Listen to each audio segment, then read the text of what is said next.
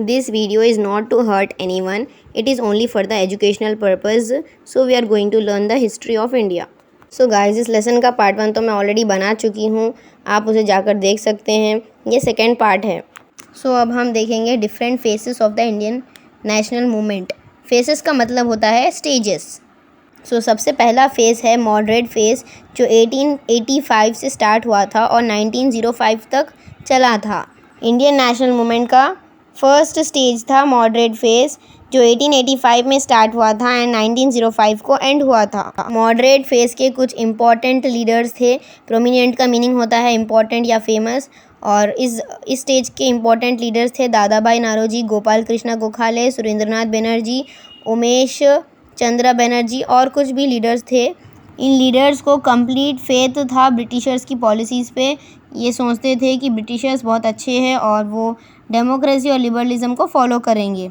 इस टाइम के लीडर्स ने कुछ डिमांड्स रखी, जैसे कि वे चाहते थे कि रिफॉर्म्स होने चाहिए लेजिस्लेटिव काउंसिल में और मिलिट्री एक्सपेंडिचर्स में, और आर्म्स एक्ट को चेंज किया जाना चाहिए और जुडिशरी को एग्जीक्यूटिव से अलग करना चाहिए। ये कुछ इनकी डिमांड्स थी।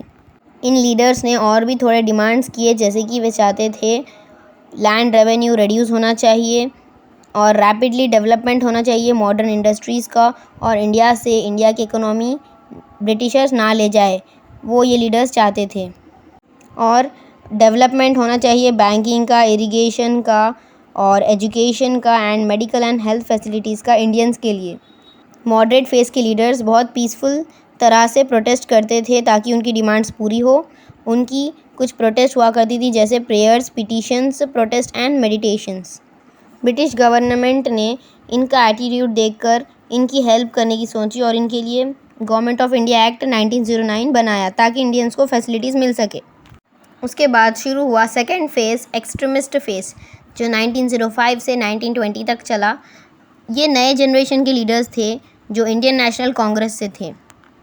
एक्सट्रीमिस्ट फेस के मेन लीडर्स थे बाल गंगाधर तिलक, लाला लाजपत राय, बिपिन चंद्र पाल, औरोबिंदो घोष एंड कुछ और लोग। एक्सट्रीमिस्ट फेस के लीडर्स मॉडरेट लीडर्स से बिल्कुल भी सेटिस्फाइड नहीं थे, क्योंकि उनको लगता था मॉडरेट लीडर्स ब्रिटिशर्स को यहाँ से वापस भेजने पर कामयाब ना हो सके। उस टाइम बहुत ज़्यादा पूर इकोनॉमिक कंडीशंस हो रहे थे, जिसकी वजह से लोगों में गुस्सा बढ़ रहा था, और एक्सट्रीमिस्ट फेस के लीडर्स को ये लगता था कि मॉडरेट्स की वजह से ये हो रहा है। उस टाइम पर गवर्नर जनरल लॉर्ड कर्जन ने बंगाल स्टेट को पार्टीशन किया था 1905 के टाइम, जिसकी वजह से इंडियंस बिल्कुल भी खुश नहीं थे। एक्सट्रीमिस्ट फेस के लीडर्स ने एक ही चीज़ के बारे में डिमांड किया कि उन्हें कंप्लीट इंडिपेंडेंस चाहिए, पूर्ण स्वराज चाहिए। उन्होंने कुछ मेथड्स भी निकाले थे उस टाइम पर, जैसे कि वो लोग ब्रिटिश गुड्स को बाइकआउट करते थे और डोमेस्टिक स्वदेशी गुड्स को यूज़ करने को कहते थे, और वो लोग गवर्नमेंट ऑफिसेस और ऑनररी टाइटल्स को भी बाइकआउट करते थे।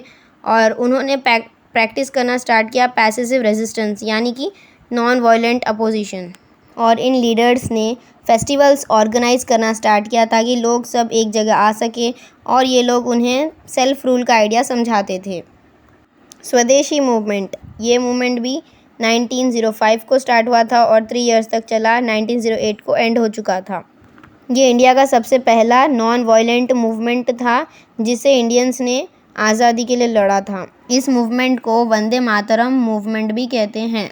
जब लॉर्ड कर्जन ने डिसीजन दिया था कि बंगाल स्टेट को 2 प्रोविंसेस में बांट दिया जाएगा, उस टाइम लोगों ने ये स्वदेशी मूवमेंट को स्टार्ट किया था, और वो लोग डोमेस्टिकली प्रोड्यूस्ड गुड्स को ज़्यादा प्रेफर कर रहे थे और उन्हीं गुड्स को यूज़ करते थे, और ब्रिटिश गुड्स को बाइकआउट कर रहे थे।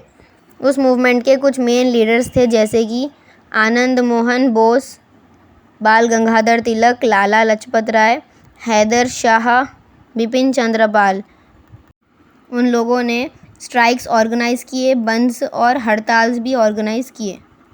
इस मूवमेंट की ये डिमांड थी कि बंगाल स्टेट को पार्टीशन ना किया जाए, और इसे बंगाल यूनिफिकेशन मूवमेंट भी कहते हैं। उसके बाद आता है होम रूल मूवमेंट, जो 1916 में स्टार्ट हुआ था। इस मूवमेंट के 2 इम्पॉर्टेंट लीडर्स थे एनी बेसेंट एंड बाल गंगाधर तिलक। उस टाइम में ब्रिटेन का वॉर किसी और कंट्रीज से हो रहा था जब इंडियंस ने होम रूल मूवमेंट को स्टार्ट किया। होम रूल लीग नाम के ऑफिसेस को एस्टैब्लिश किया गया कुछ प्लेसेस में, जैसे कि इलाहाबाद, अहमदनगर, बॉम्बे, बनारस, कैलकत्ता, कानपुर एंड मथुरा में। एनी बेसेंट का मेन डिमांड था कि वो लोग सेल्फ रूल पा सके पीसफुल मीन्स से, बिना किसी लड़ाई झगड़ा के। और ऐसे ऑफिसेस बहुत सारे प्लेसेस पे एस्टैब्लिश किए गए, 200 से ज़्यादा प्लेसेस में एस्टैब्लिश किए गए। इन दो लीडर्स ने कुछ इंपॉर्टेंट एक्टिविटीज़ करे, जैसे कि इन्होंने लाइब्रेरीज़ को एस्टैब्लिश किया, लोगों में अवेयरनेस क्रिएट करे स्टूडेंट्स में नेशनल पॉलिटिक्स पर, और इन्होंने कुछ प्रोग्राम्स बनाए, और इन्होंने लोकल सेल्फ गवर्निंग बॉडीज़ को भी स्ट्रेंथन किया, जैसे पंचायत्स को। उस ज़माने की ब्रिटिश गवर्नमेंट ने इन पर बैन लगा दिया था ताकि ये लोग पब्लिक मीटिंग्स ना रख सकें, और एनी बेसेंट को और बाल गंगाधर तिलक को अरेस्ट भी कर लिया था। लेकिन इस मूवमेंट की इंटेंसिटी को देखकर secretary of state of India Lord Montagu ने ये प्रॉमिस किया कि वो इंडियंस को सेल्फ रूल दे देंगे, उन्हें आज़ाद कर देंगे। इस मूवमेंट का लास्ट फेज़ है गांधीयन फेज़, जो 1920 में स्टार्ट हुआ था और 1947 में कंप्लीट हुआ था। Gandhian phase last and final stage था इंडियन नेशनल मूवमेंट का, और गांधी जी ने बहुत सारे प्रोटेस्ट मेथड्स को डेवलप किए थे, मॉडरेट्स और एक्सट्रीमिस्ट के मेथड्स को कंबाइन करके। गांधी जी ने ऑलमोस्ट ऑल सेक्शंस, जैसे कि सभी रिलीजन और सभी स्टेट्स के लोगों को एक साथ बुलाया ताकि वो सब मूवमेंट में शामिल हो सकें। इस स्टेज में बहुत सारे मूवमेंट्स किए गए, जैसे कि non cooperation movement, civil disobedience movement and quit India movement. वो जब 1915 से अफ्रीका से लौट कर आ रहे थे तो उन्होंने एक टेक्निक डेवलप की थी सत्याग्रह की, ताकि वो रेशियल डिस्क्रिमिनेशन के अगेंस्ट प्रोटेस्ट कर सकें। गांधी जी ने सत्याग्रह की टेक्निक को पीजेंट स्ट्रगल के लिए यूज़ किया था, जब पीजेंट्स यानी फार्मर्स ने खेड़ा गुजरात में और चंपारण बिहार में सत्याग्रह की टेक्निक यूज़ की थी, तो उनकी बात मानी गई थी और उनकी डिमांड्स पूरी हुई थी। इसीलिए गांधी जी को इंडियन नेशनल कांग्रेस का लीडर कहा जाता था। गांधी जी ने रोलैट एक्ट के अगेंस्ट भी प्रोटेस्ट किया था, क्योंकि इस एक्ट में ये पावर दी गई थी ब्रिटिश ऑफिसर्स को कि वो किसी भी इंसान को कभी भी डिटेन कर सकते हैं, जेल में डाल सकते हैं। Non cooperation movement 1920। एक बार इंडियन लोगों ने प्रोटेस्ट करने के लिए मीटिंग एक अरेंज की थी जलियांवाला बाग में, जिसके बारे में जनरल डायर को पता चल गया था। तो जनरल डायर ने एक ओपन फायरिंग कराई मीटिंग में, जिसकी वजह से हज़ारों बेगुनाह लोगों की जान चली गई थी ऑन अप्रैल 13, 1919। इसके अगेंस्ट गांधी जी ने प्रोटेस्ट करने की सोची, और इसीलिए उन्होंने इसे नॉन कोऑपरेशन मूवमेंट कहा। नॉन कोऑपरेशन मूवमेंट 1920 से 22 तक चला। इस मूवमेंट में इंडियन मुस्लिम्स को भी सपोर्ट किया गया था खिलाफत मूवमेंट के लिए। उस टाइम कांग्रेस ने डिसाइड किया था कि नॉन कोऑपरेशन मूवमेंट को किस तरह से फैलाना है। कुछ पॉजिटिव और नेगेटिव प्रोग्राम्स किए गए इस मूवमेंट को स्प्रेड करने के लिए। पॉजिटिव प्रोग्राम्स है जैसे कि स्वदेशी गुड्स को यूज़ करना। बहुत सारे पॉजिटिव एंड नेगेटिव प्रोग्राम्स किए गए इस मूवमेंट को स्प्रेड करने के लिए। कुछ पॉजिटिव प्रोग्राम्स थे जैसे कि देश में बनाए गए गुड्स को यूज़ करना, 1 करोड़ रुपीज़ को एज ए फ़ंड जमा करना ताकि बहुत सारे एक्टिविटीज़ को इम्प्लीमेंट किया जा सके, और 20 लाख चरखास को डिस्ट्रीब्यूट करना अनएम्प्लॉयड इंडियंस को, और नेशन के एजुकेशनल प्लान्स को बनाना और उनको इम्प्लीमेंट करना, और कांग्रेस के लोगों को सीट दिलाना ब्रिटिश लेजिस्लेटिव बॉडीज़ के प्लेस में। कुछ नेगेटिव प्रोग्राम्स भी किए गए थे उस टाइम पर, जैसे कि बाइकआउट करना फॉरेन गुड्स को, और British officers and honorary titles को बाइकआउट करना, और गवर्नमेंट के स्पॉन्सर्ड मीटिंग्स को नहीं मानना। लॉयर्स ब्रिटिश कोर्ट्स को बाइकआउट कर रहे थे और ब्रिटिश के इलेक्शंस को भी नहीं मान रहे थे, और उस टाइम पर लोग लोकल बॉडीज़ की मेंबरशिप से भी रिज़ाइन कर रहे थे। इस मूवमेंट में बहुत सारे स्टूडेंट कम्युनिटी ने भी पार्टिसिपेट किया था। सिमन कमीशन। ब्रिटिश गवर्नमेंट ने एक स्टैट्यूटरी कमीशन को अपॉइंट किया था, जिसके लीडर सर जॉन सिमन थे एज ए चेयरमैन, और उनके साथ और 7 इंग्लिश मैन थे एज ए मेंबर्स। इनका काम ये था कि गवर्नमेंट ऑफ इंडिया एक्ट 1919 को देखें और उसके लिए कुछ मेजर्स सजेस्ट करें ताकि वो उसमें प्रोग्रेस हो सके। लेकिन इंडियन नेशनल कांग्रेस को ये नहीं पसंद था एक्ट, इसीलिए उन्होंने ये स्लोगन दिया, सिमन गो बैक।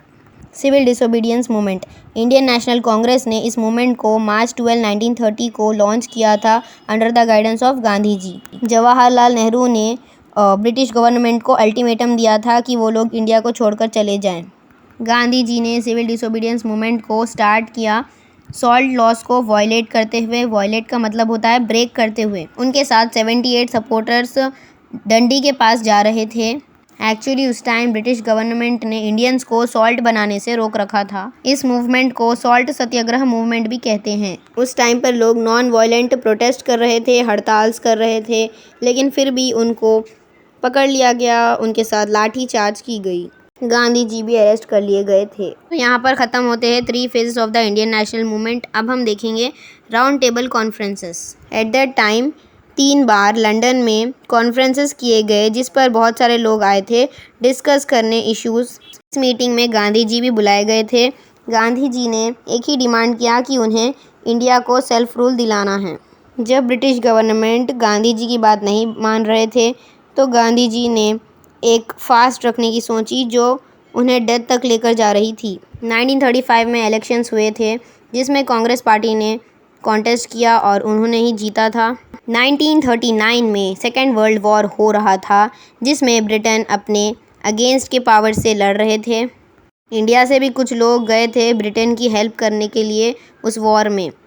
उस टाइम पर क्रिप्स प्रपोजल्स आया था 1942 में, जिसमें सर स्टैफोर्ड क्रिप्स ने इंडिया को ये ऑफ़र किया कि इंडिया को डोमिनियन स्टेटस दिया जाएगा at the end of the war. Dominion status का मतलब ये होता है कि पूरी तरह से आज़ादी नहीं दी जाएगी, इंडिया अपने कुछ फैसले कर सकेगा, लेकिन फिर भी वह कंट्रोल में रहेगा। क्विट इंडिया मूवमेंट 1942, ये सबसे लास्ट मूवमेंट था जब गांधी जी ने सब लोगों को क्विट इंडिया मूवमेंट के लिए बुलाया था अगस्त 8, 1942 में। इस क्रिप्स प्रपोजल की वजह से इंडियंस खुश नहीं थे, इसीलिए उन्होंने ये मूवमेंट स्टार्ट किया, क्योंकि इंडियंस का ये डिमांड था कि उन्हें कम्प्लीटली इंडिपेंडेंस मिल जानी चाहिए। गांधी जी ने इंडियन लोगों को ये स्लोगन कहा, डू और डाई। इंडियन नेशनल कांग्रेस को बैन कर दिया गया था उस टाइम पर, लेकिन लोगों ने अपने प्रोटेस्ट को पीस और नॉन वायलेंस के साथ कंटिन्यू किया।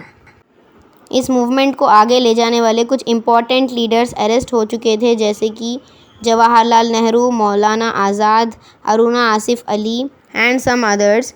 उस टाइम पर गांधी जी को भी 2 इयर्स के लिए अरेस्ट किया गया था और 1944 को रिलीज़ किया गया था, जब लोग बेकाबू हो रहे थे और इस मूवमेंट को संभालना बिल्कुल भी आसान नहीं था। उस टाइम ब्रिटिश रूलर्स ने डिसाइड किया कि इंडिया को पूरी तरह से इंडिपेंडेंस दिया जाएगा।